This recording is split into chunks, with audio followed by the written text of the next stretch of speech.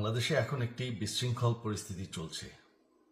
সারা দেশে আমাদের ভাঙচুর হচ্ছে, লুটপাট হচ্ছে। আমাদের শহরের বাইরে আমাদের নেতাকর্মী, আমাদের আওয়ামী লীগের নেতাকর্মীদের উপর হামলা চলছে, অনেকে হত্যা করা হয়েছে। এই পরিস্থিতিতে আমি বলতে চাই, আওয়ামী লীগ হচ্ছে বাংলাদেশের সবথেকে পুরাতন গণতান্ত্রিক এবং সবথেকে বড় দল। আওয়ামী লীগ কিন্তু মরে যায়নি। আওয়ামী লীগ এই দেশকে, বাংলাদেশকে স্বাধীন করেছে।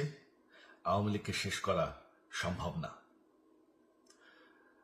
আমরা বলেছিলাম যে আমার পরিবার আর রাজনীতি করবে না, তবে আমাদের নেতাকর্মীর উপর যেভাবে হামলা হচ্ছে, এই পরিস্থিতিতে আমরা হাল ছেড়ে দিতে পারি না। বাংলাদেশে যদি গণতন্ত্র, নতুন বাংলাদেশ গড়ে তুলতে হয়, আওয়ামী লীগ ছাড়া সম্ভব না। আওয়ামী লীগ হচ্ছে সব থেকে বড় দল।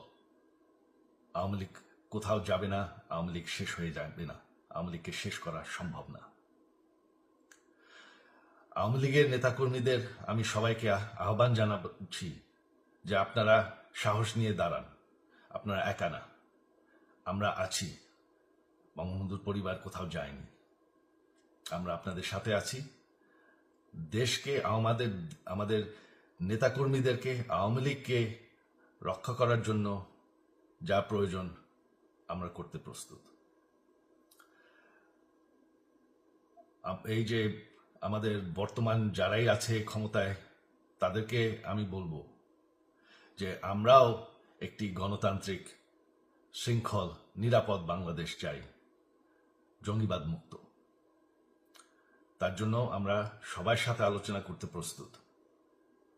শুধুমাত্র তারা যদি জঙ্গিবাদ এবং ভায়োলেন্স বাদ দেয়। শেখ হাসিনা মরে যাননি,